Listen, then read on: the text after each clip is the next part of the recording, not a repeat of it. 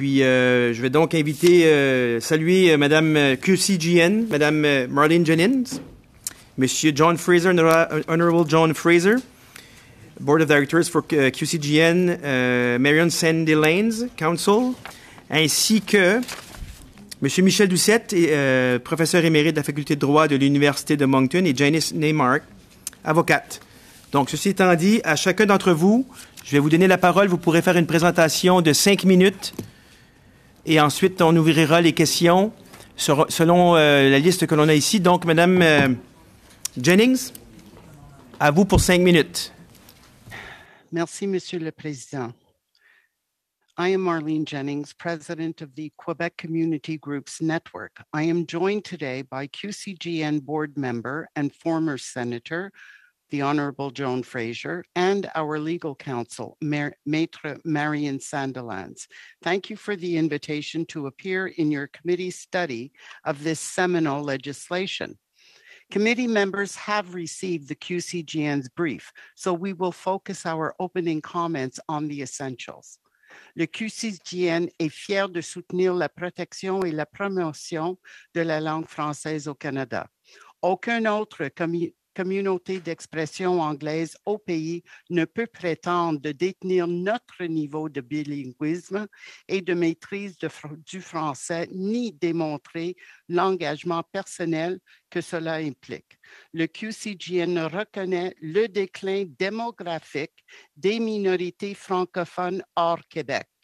D'ailleurs, notre organisme soutient activement la protection et l'avancement des droits linguistiques, poursuivant ainsi une longue tradition d'intervention devant les tribunaux en faveur des communautés francophones minoritaires. Avant d'aborder le projet de loi C-13, je me dois de mentionner une loi connexe, la loi 96, récemment adoptée au Québec.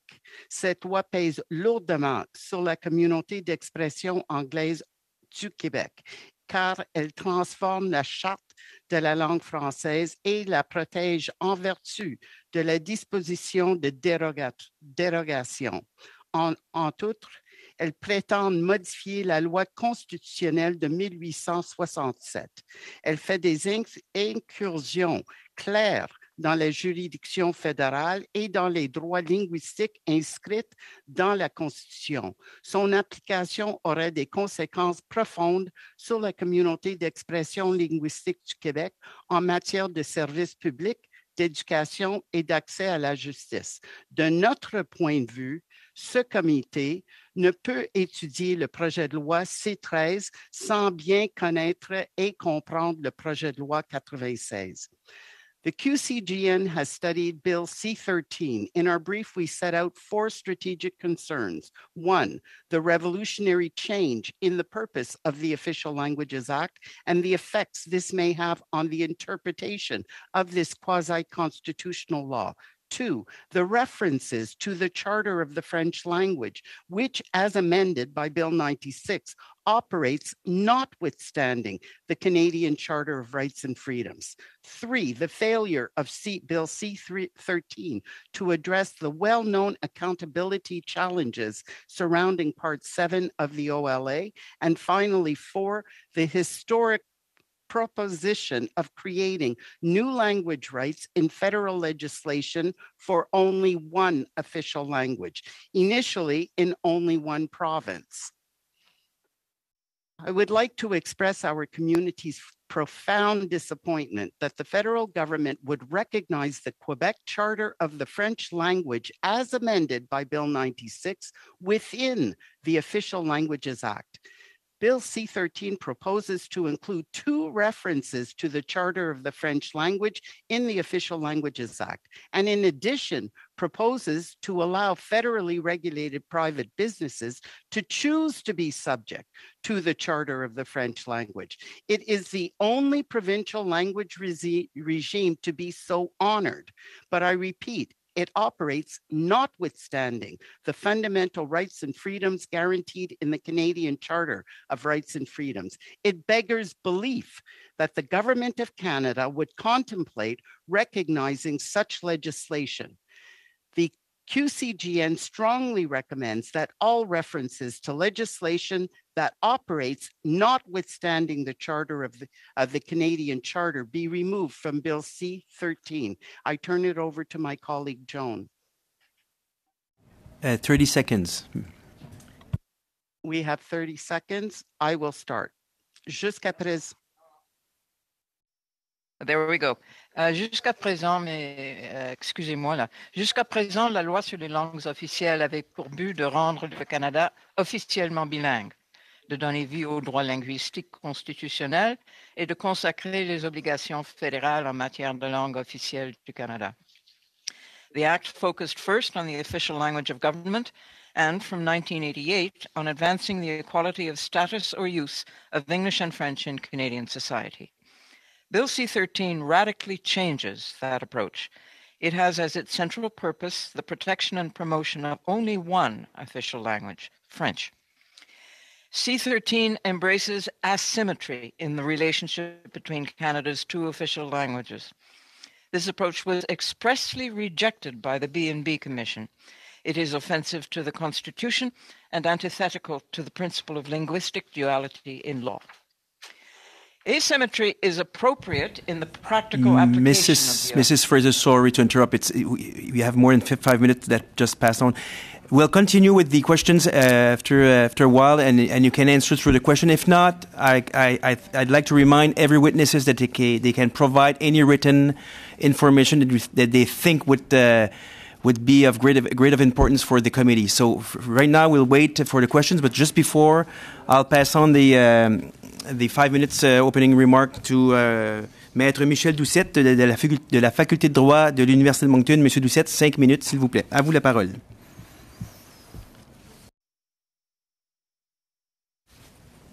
Je le vois même pas. Non, moi je le vois. OK, voilà. Oui. Est-ce que vous entendez? Très bien. Oui, bonjour. Premièrement, je voudrais corriger que je ne suis pas avec la faculté de droit de l'Université de Moncton. Je suis à la retraite depuis un certain temps, donc je travaille à mon propre compte. Je voudrais également dire aux membres du comité que je ne parle pas au nom d'aucune institution, ni de la faculté de droit, ni d'aucun groupe, mais à mon nom personnel. Donc, premièrement, je tiens à remercier les membres du comité de m'avoir invité à faire une présentation cet après-midi sur un sujet qui me tient à cœur et sur lequel j'ai consacré une très grande partie de ma vie adulte et professionnelle. Ceux et celles qui me connaissent savent l'intérêt que je porte à la protection des droits linguistiques au Canada en général et au Nouveau-Brunswick en particulier. Finalement, la loi sur les langues officielles du Canada ainsi que celle du Nouveau-Brunswick jouent un rôle important dans le développement et l'épanouissement des communautés linguistiques minoritaires et notamment des communautés de langue française qui se trouvent en situation minoritaire, non seulement dans leur province, évidemment à l'exception du Québec, mais aussi au niveau du pays et du continent. Ces communautés ont besoin que les gouvernements, tant fédéraux que provinciaux, prennent conscience de leur fragilité et de la nécessité de les soutenir activement si nous voulons assurer leur pérennité. Il va donc de soi que la reconnaissance de droit à une communauté linguistique minoritaire s'accompagne d'une obligation essentielle. Elle doit favoriser l'atteinte d'une égalité réelle. Cette communauté doit pouvoir revendiquer, dans certaines circonstances, un traitement différent de celui de la majorité afin que soient pris en considération ses besoins particuliers. Or, la notion d'égalité réelle est souvent mal comprise. On tend souvent à concevoir les droits linguistiques comme représentant une réponse à une simple demande d'accommodement. Dans une telle interprétation, ces droits se limiteraient au droit de communiquer avec le pouvoir public et d'en recevoir les services dans la langue officielle de son choix. Cette vision a pour effet d'instrumentaliser les droits linguistiques et elle fait fi de la nécessité de la sécurité linguistique du groupe, l'un des motifs fondamentaux de la reconnaissance de ces droits. L'objet principal des droits linguistiques est de favoriser l'épanouissement et le développement non seulement du locuteur pris isolément, mais aussi de la communauté entière regroupant l'ensemble de ces locuteurs. Si tel n'était pas le cas, nous pourrions nous interroger à bon droit sur la nécessité impérieuse de reconnaître ces droits. En effet, puisque, règle générale, les membres de la communauté minoritaire pris individuellement peuvent s'exprimer dans la langue de la majorité, à quoi serviraient les droits linguistiques sinon en tant que simple outil d'accommodement pour les seuls cas isolés où une personne ne serait pas capable de parler la langue de la majorité. En conséquence, les droits linguistiques doivent servir nécessairement à favoriser tant la primauté de progression des communautés minoritaires de langue officielle vers l'égalité réelle que leur essor soutenu et leur épanouissement dans l'harmonie politique et sociale. Je suis conscient que cette reconnaissance ne suffit pas à elle seule à changer les mentalités. Le texte de loi ne peut assurer à lui seul la survie d'une communauté linguistique. Ce rôle déterminant appartient plutôt aux membres de la communauté. C'est à eux qu'il revient d'assurer cette responsabilité. C'est à eux qu'il incombe de veiller au respect de ces droits. Ceci étant dit, j'aurai l'occasion tout à l'heure de répondre à vos questions concernant le projet de loi C13. Mais avant, je tiens à vous dire que je considère ce projet de loi comme constituant un pas dans la bonne direction. Oui, il pourrait aller plus loin sur certaines questions, mais comme le dit si bien Montesquieu, le mieux est le mortel ennemi du bien. Il y a des aspects positifs dans la loi que j'aborderai avec vous tout à l'heure, c'est-à-dire la reconnaissance, tout d'abord, la reconnaissance de la diversité des régimes linguistiques provinciaux et territoriaux qui contribuent à la progression vers l'égalité de statut de l'usage du français et de l'anglais dans la société canadienne et la reconnaissance spécifique linguistique du Nouveau-Brunswick. Je sais que c'est dans le préambule, mais cela doit servir à définir les actions du gouvernement fédéral. Et par exemple, j'aurai certainement l'occasion d'aborder tout à l'heure la question de la nomination d'un lieutenant-gouverneur bilingue au Nouveau-Brunswick. Le nouveau projet de loi veut préciser également les obligations juridiques relatives aux langues officielles et que cela s'applique notamment dans les situations d'urgence. Et c'est un pas positif dans la bonne direction. Prévoir que l'article 16 de la loi s'applique à la Cour suprême du Canada. Je tiens toutefois à préciser que cette simple modification ne sera pas suffisante pour assurer en tout temps un banc de la Cour suprême qui sera à mesure de comprendre les avocats dans les deux langues officielles. Prévoir que le gouvernement fédéral prend des engagements pour protéger et promouvoir le français, en souhaitant que cet engagement ne reste pas lettre morte.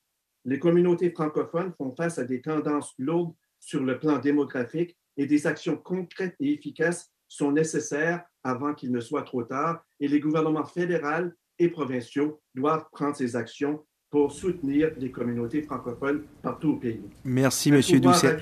Merci, M. Doucette. Vous pourrez vous reprendre au cours des questions. Now we'll hear Mrs. Neymark for her introduction. Mrs. Neymark for 5 minutes. Thank you. Given the short delay between my invitation and this appearance, I have prepared my speech in English, mais soyez assurés que je suis confortable à prendre et à répondre à vos questions en français aussi.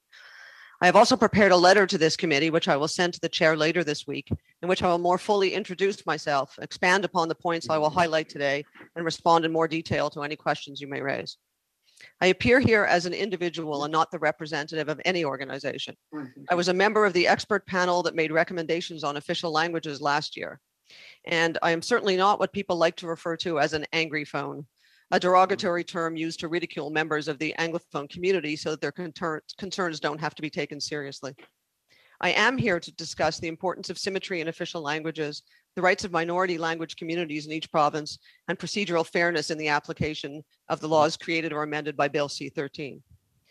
The recent adoption of Bill 96 in Quebec has struck a significant blow to the English-speaking community in Quebec and has prompted many of our younger members to seriously contemplate moving out of the province after many years of relative linguistic peace.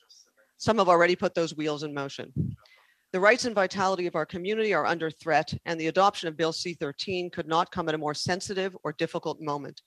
Our community looks to the federal government to protect its rights and assure us equal treatment as a minority language community in Canada. While I certainly recognize that the French language is in need of protection in Canada, especially outside of Quebec, given the overwhelming use of English in North America, it must still be recognized that the Anglophone community in Quebec is, in fact, a minority language community itself, which is also in need of protection by the federal government. Not because English is threatened in North America, but because the survival and vitality of our community are far from certain, and we are Canadians who deserve equal rights within our own country. I will move directly to my 3 areas of comment. First, the Quasi-Constitutional Official Languages Act has special status over other legislation. It can be used to interpret other federal laws. The Official Languages Act, like the constitutional provisions it brings to life, has always enshrined equal treatment of minority language speakers, and that thread is carefully woven throughout the Act. As mentioned by others, Bill C-13 affects a dangerous paradigm shift involving the moving the Official Languages Act from a carefully crafted, well-balanced act that recognizes 2 official languages and 2 minority communities to an act that promotes unequal linguistic rights for its citizens based on their language and location. I am also very troubled by references to the Quebec Charter of the French language in Bill C-13, thereby blurring federal and provincial spheres of competency.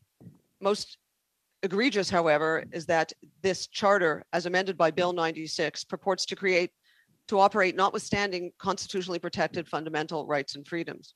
By including references to the Charter of the French language in the Official Languages Act, the federal government is supporting and implicitly legitimizing Bill 96, a law about which the Minister of Justice, David Lametti, recently indicated he had concerns and even certain fears.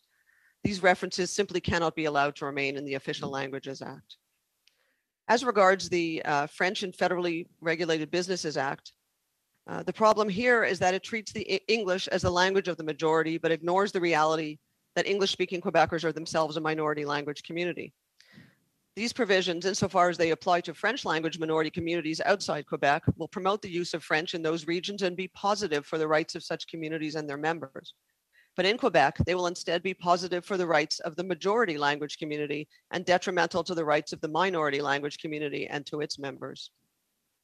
This act will eliminate jobs for Anglophones and reduce the services available to them in English in Quebec. It may also backfire and result in an exodus of federally regulated businesses from Quebec, given how easy it is to relocate in today's virtual world. Businesses will choose the path of least resistance, the least costly means of operating.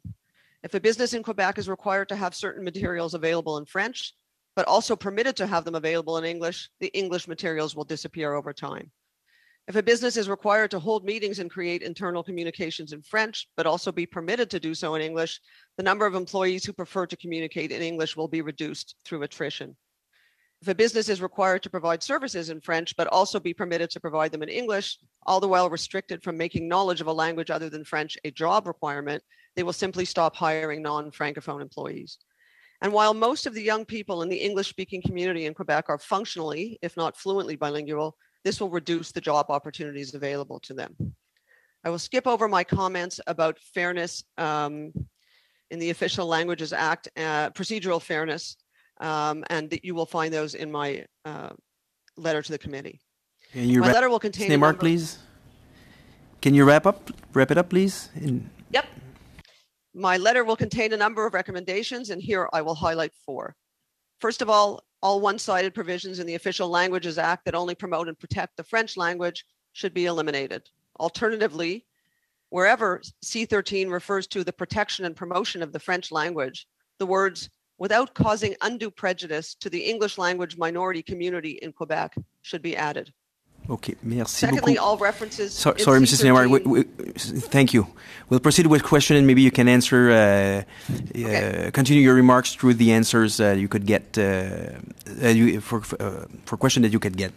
Je commencerai la session de questions. Il y aurait 6 minutes chacun pour les 4 premiers intervenants. Donc, on commence avec le premier vice-président de ce comité, M. Joël Godin. À vous pour 6 minutes. Monsieur le Président, merci. Et chers témoins, merci de votre patience. Et on est désolé de ce qui s'est passé précédemment, mais c'est la vie parlementaire et je pense que vous êtes capable de comprendre que chacun de nous, on peut débattre de nos convictions, de nos idées. Ma première question va s'adresser au groupe de Québec Community Group Network. J'aimerais vous entendre sur la situation que vous constatez sur le terrain au Québec du français et de l'anglais. Quelle est la situation présentement? Et permettez-moi de vous interrompre si jamais c'est trop long parce que mon temps est très limité. Un instant, je vais juste... La situation au Québec, on se réfère... En fait, je m'excuse, je vais vous poser une question. Est-ce que l'anglais est en croissance ou en décroissance au Québec? Est-ce que le français est en croissance ou en décroissance au Québec?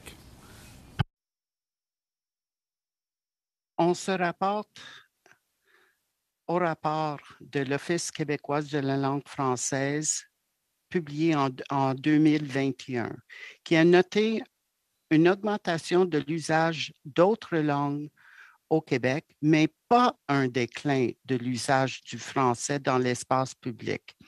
Ces rapports, je veux dire les rapports de l'Office québécois de la langue française, démontrent également qu'en matière d'immigration, le français est le gagnant pour les enfants des nouveaux arrivants au Québec.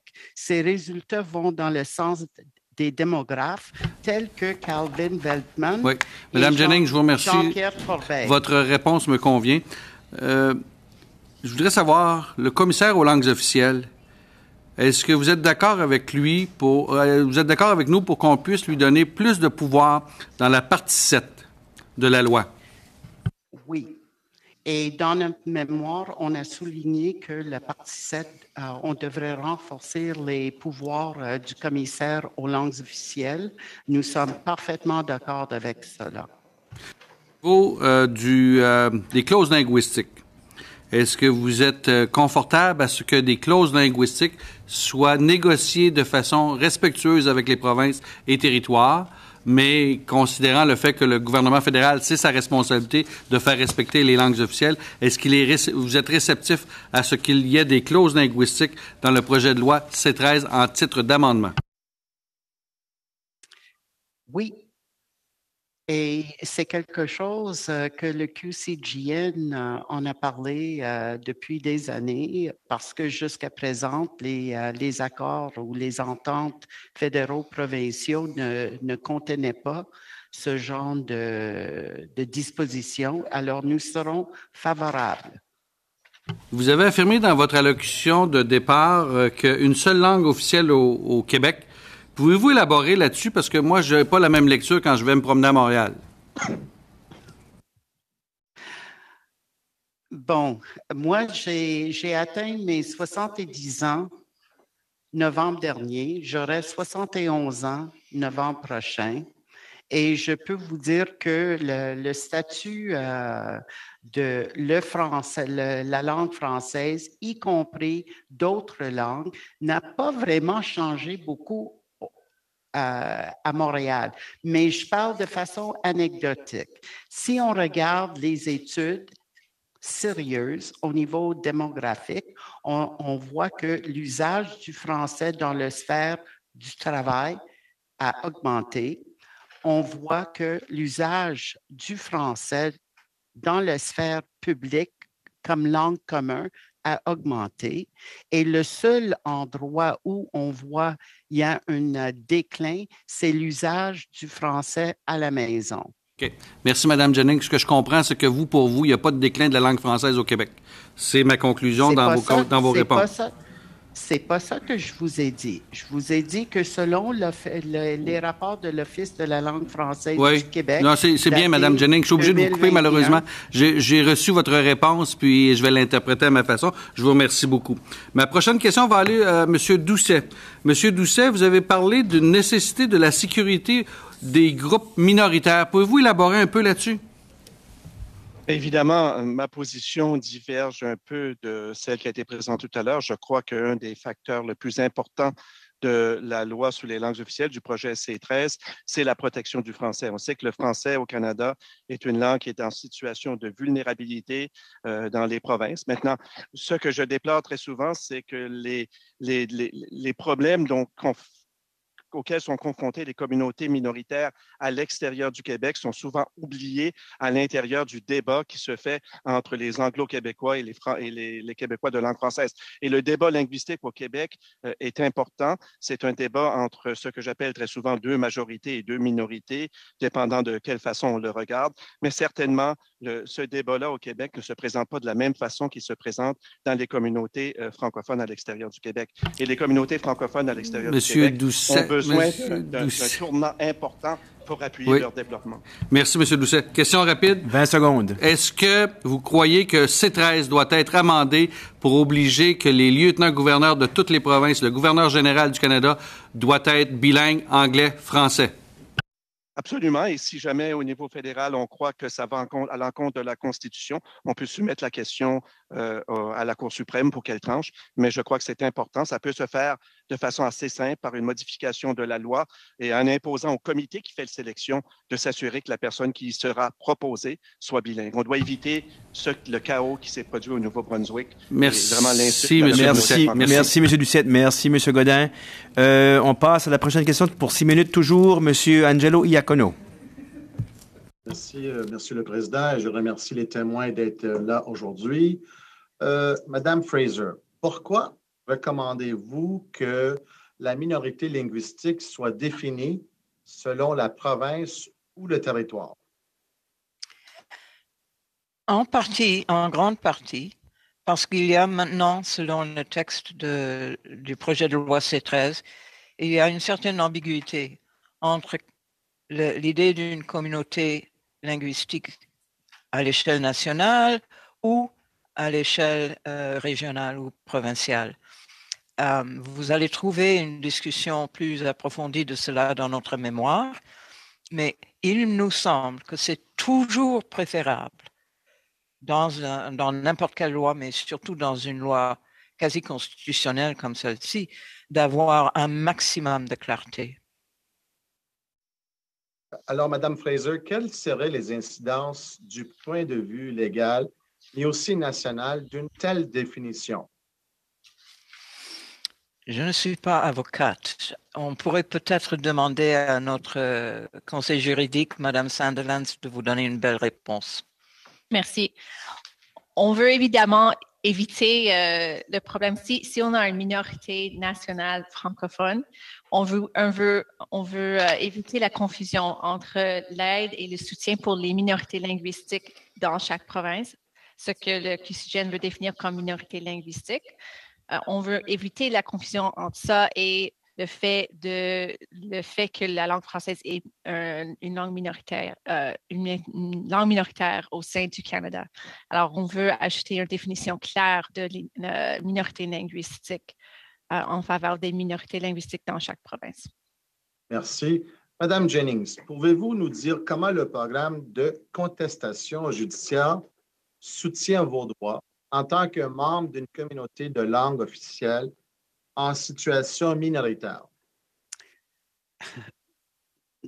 Premièrement, le QCGN voudrait bien voir le programme rendu permanent pour que ça soit difficilement enlevé, comme ça a été fait dans le passé par un autre gouvernement.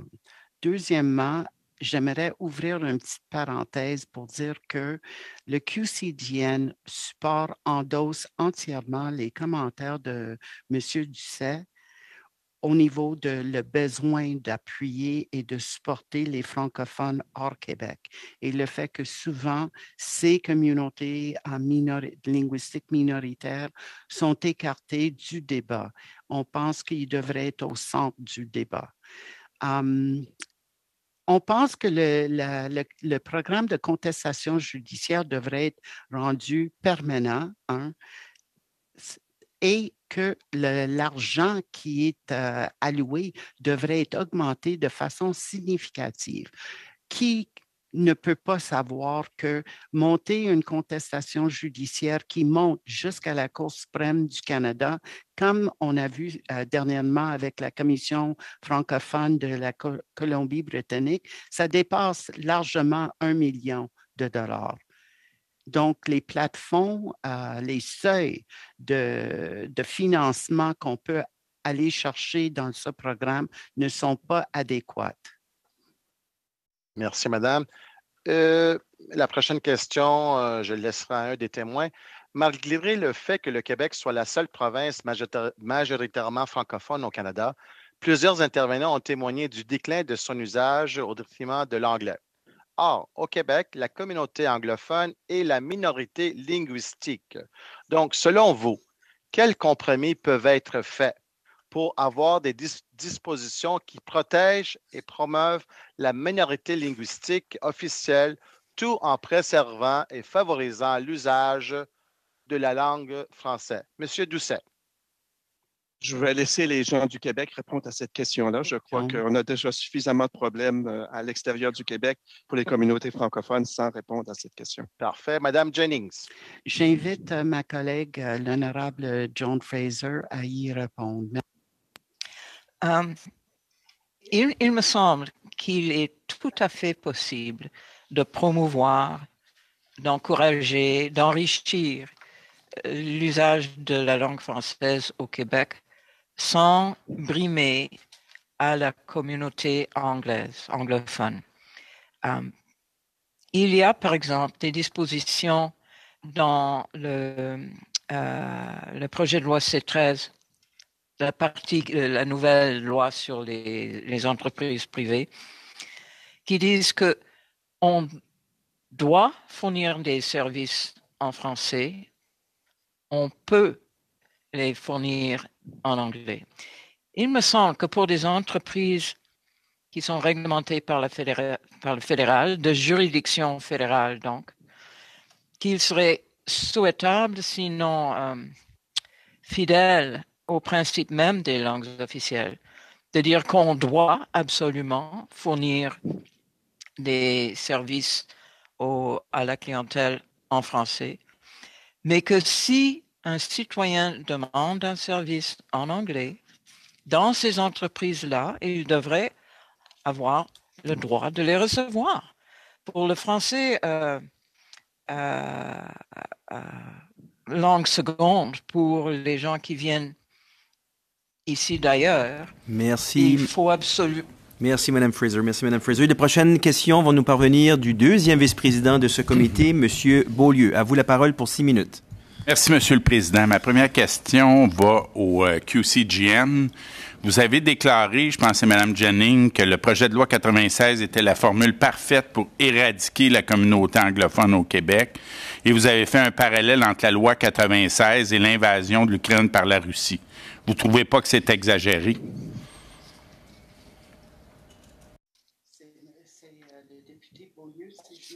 Vous êtes en sourdine, Mme Jennings. Parfait. C'est le député Beaulieu? Oui.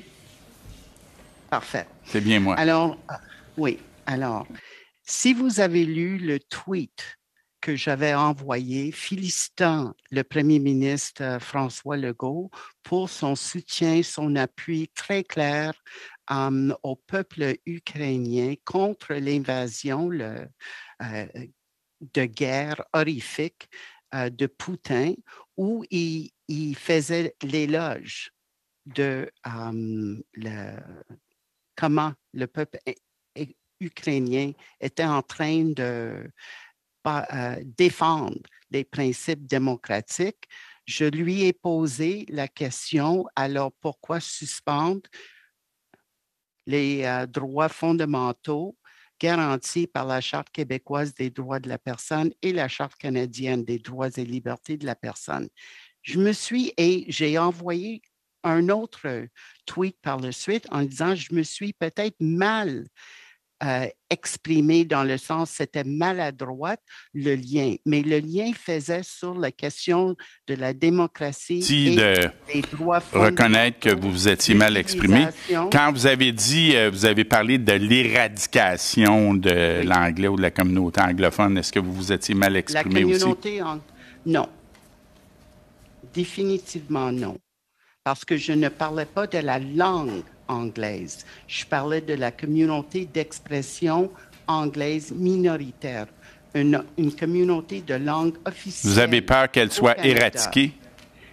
Lorsque on resserre les possibilités d'emploi, lorsqu'on resserre l'accès en anglais aux services de l'État, lorsqu'on resserre Mme Jennings, j'ai pas beaucoup de temps pour mes questions. Je vais passer, vous passez à côté. Vous répondez pas. Qu'est-ce qu'on pourrait faire, c'est que, compte tenu que le temps est si limité, le QCGN ferait un plaisir de répondre en longueur et en profondeur à tous les questions. J'aurais une autre question pour vous, Mme Jennings. Est-ce que vous êtes d'accord que le Québec est minoritaire dans le Canada? Oui. Oui. Donc, vous devez être d'accord, par exemple, avec le Comité des droits de la personne de l'ONU, qui dit que un groupe peut être majoritaire dans une province, comme le Québec français, mais néanmoins constituer une minorité dans l'État. Par conséquent, être protégé par l'article 27 sur les minorités, mais les citoyens canadiens anglophones ne peuvent être considérés comme une minorité linguistique. Donc, les anglophones au Québec font partie de la majorité. Et c'est en vertu de cette majorité-là qu'ils imposent à la minorité québécoise et francophone et acadienne la loi sur les langues officielles, par exemple, qui vient angliciser le Québec. La loi sur les langues officielles du Canada reconnaît 2 langues officielles et des communautés d'expression anglaise ou française minoritaires partout au Canada. Il y a une reconnaissance par une loi qui est quasi constitutionnelle du Canada, la loi sur les langues officielles. Vous dites vous-même dans votre mémoire que vous dites les objectifs, la Charte de la langue française est incompatible avec les objectifs politiques de la loi sur les langues officielles. Justement, selon moi, et là-dessus on va être d'accord, parce que pour assurer l'avenir du français au Québec, il faut intégrer les nouveaux arrivants. Bon, les chercheurs, le gouvernement disent que ça prendrait 90% des transferts linguistiques vers le français. Mais vous considérez que vous avez le droit d'assimiler, ou quand vous utilisez, par exemple, le critère de la première langue officielle parlée, vous incluez les nouveaux arrivants au Québec, qui parlent anglais, tout ça, et qui devraient être francisés pour pouvoir assurer l'avenir du français au Québec. Donc, vous êtes contre le français langue commune? Non, M. Beaulieu. Premièrement, on a dit que la Charte de la langue française telle qu'amendée par le projet de loi 96, qui est maintenant devenu loi, était incompatible avec la loi sur les langues officielles, une loi quasi constitutionnelle, et la raison pour laquelle nous avons dit que c'est incompatible. C'est presque pas de temps. Le Québec essaie de faire du français la seule langue officielle et commune pour intégrer les nouveaux arrivants. Et la loi sur les langues officielles dit qu'il y a 2 langues officielles. Donc, elle empêche la francisation des immigrants. Merci, M. Beaulieu. Mme Jennings, merci.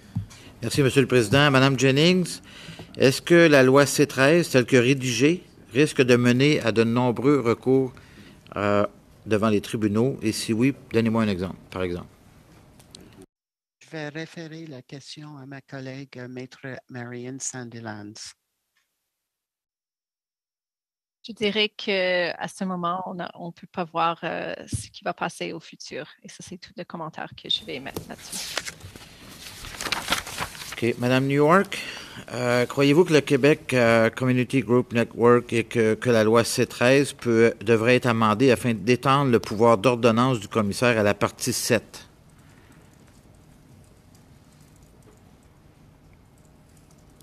Je n'ai aucun commentaire à cet égard. Ce n'est pas ma domaine. Je ne fais pas partie du QCGN. Je ne sais pas si vous m'avez mélangé. Non. En fait, non. J'ai dit comme le QCGN. J'ai peut-être mal exprimé, là. Je n'ai aucun commentaire à cet égard. OK. Monsieur Doucet, vous avez déclaré dans les médias, si on gratte le projet de loi un peu, on peut trouver des lacunes ici et là. De quelles lacunes faites-vous référence? Et si oui, doit-on proposer des amendements et lesquels? Oui, évidemment, je les souligne également dans le petit document que j'ai eu le temps de préparer pendant le week-end pour le comité, puisque j'ai seulement su vendredi dernier. J'ai indiqué effectivement, par exemple, que l'article 16 qui s'applique à la Cour suprême du Canada, ça n'assure pas nécessairement au bout de la ligne que les juges qui entendront une cause, ou du moins que le banc au complet de la Cour suprême soit bilingue. On pourrait avoir un banc de 5 juges bilingues. lorsque des francophones plaident et de 9 juges qui ne sont pas nécessairement bilingues dans d'autres cas. Donc, ça, c'est des choses qu'on pourrait certainement changer.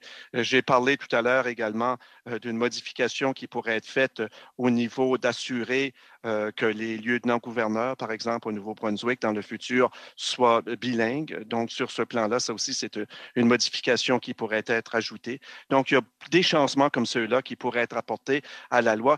Je tiens à préciser que pour moi, la loi, c'est important, mais la loi, ce n'est pas la solution à tout. On peut avoir la plus belle loi qui existe, et je le répète, si le discours politique et la volonté politique n'est pas là de la mettre en œuvre, ça ne changera rien.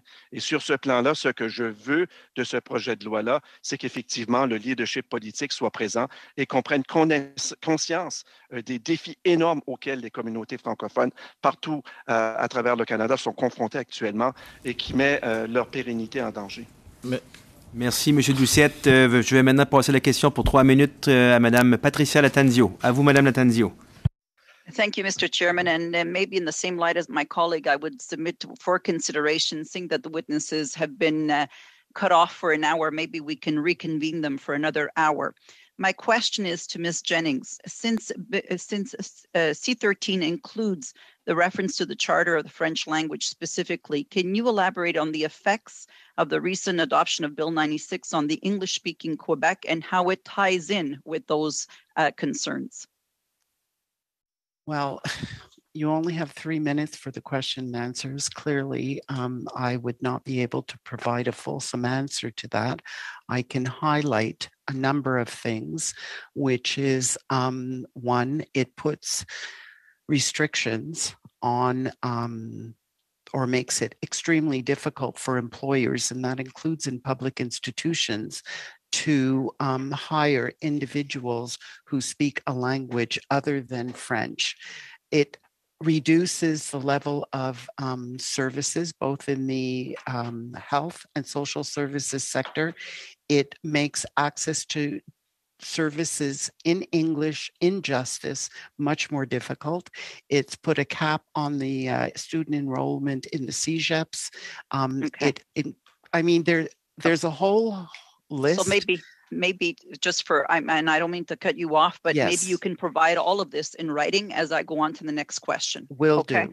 All right. So you said that Bill C13 does not go far enough to fix the historic problems of Part 7 of the Act. Can you please provide specific recommendation on how you think Part 7 should be amended? And my last question is more of a judicial one. What impacts would recognizing a provincial law, such as the Quebec Charter, and a federal act have on the interpretation of the latter? And could this reference negatively affect the interpretation of the recognized rights of Quebec's Anglophone communities? Excellent questions. I'm going to ask Maître Sandilands to respond. 50 secondes. Thank you. I'll start with your second question first. Legally, the impacts of acknowledging the Charter of the French language in federal legislation are simply not known. Could they negatively affect the rights of English-speaking Quebecers? Yes, they certainly could. On Part 7, we've expressed 2 main concerns, and our recommendations 4, 5, 6, and 7 speak to the improvements that we're asking for in Part 7 to make it legally enforceable, number 1, and number 2, to make it work better for English-speaking Quebec. Those are elaborated in our brief. Thank you. Merci, Mme Lattanzio. Nous allons passer maintenant au Bloc québécois. M. Mario Beaulieu, pour 1 minute 30 maximum. Merci beaucoup. Ma question est pour Mme Jennings, encore une fois. Je voudrais savoir, trouvez-vous ça acceptable parce que le gouvernement fédéral considère que les anglophones sont la minorité de langue officielle au Québec, au même titre que les communautés francophones et acadiennes? 100% des fonds, des subventions, du financement des programmes de langue officielle sont destinés à la communauté anglophone au Québec. Et ce n'est pas le cas? C'est le cas. Si je me trompe. Ou à peu près. Disons, c'est destiné, comme votre organisme, vous recevez, je sais pas, peut-être 1 million par année environ, plus l'argent du programme des contestations judiciaires, accès à la justice en langue officielle, tout ça. Donc, ces programmes-là, faits en vertu de la loi sur les langues officielles, tout ce qui va du côté, par exemple, des écoles françaises, c'est la promotion de l'enseignement de l'anglais aux francophones. Sinon, ça va entièrement du côté anglophone. Est-ce que vous trouvez que c'est normal? Vous savez qu'actuellement, l'application de la loi sur les langues officielles est asymétrique et on trouve que c'est tout à fait approprié. Par exemple, en 2018, le PCH, their mean expenditure by province for official language programming was $308.88 per official language minority citizen. It was $48.65. Oui. Excusez-moi. Pardon. Là, je parle du Québec. C'est Beaulieu, c'est Québec. Madame Jennings, c'est tout. Merci. Merci, Madame Jennings. On va pouvoir se reprendre. Désolé, 1 minute 30, mais tantôt, je vais vous inviter à faire parvenir vos réponses par écrit. Dernière intervention, Madame Ashton, pour 1 minute 30, s'il vous plaît, merci. Oui, merci. Et ma question est pour M. Doucette. On a tenu une étude sur l'immigration francophone dans les dernières semaines et avions entendu de nombreux témoins, incluant des gens du Nouveau-Brunswick, qui nous ont rapporté que la question de l'immigration francophone est un enjeu de survie. Pensez-vous que le gouvernement doit se doter d'une véritable politique d'immigration francophone, travaillant avec des organismes comme la Société nationale de l'Acadie et d'autres qui ont des liens à l'étranger et promouvoir nos communautés francophones en situation minoritaire auprès de ceux et celles que nous cherchons à accueillir comme nouveaux Canadiens dans les communautés francophones, surtout celles en situation minoritaire?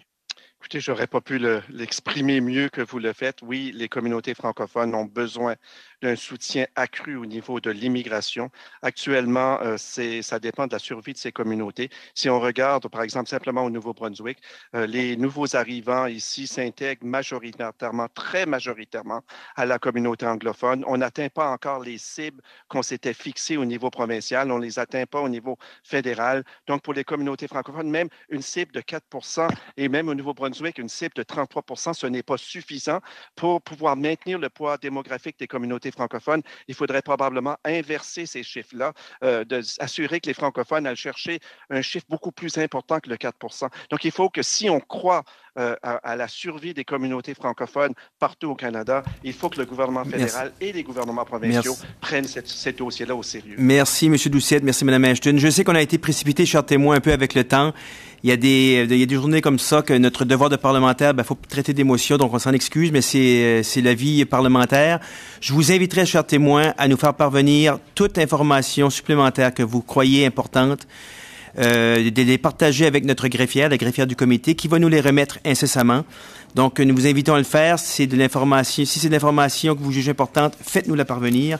Merci encore une fois. On doit quitter parce qu'il y a un autre comité qui s'organise dans la même salle. Donc, la séance est levée. Merci à tous et à toutes.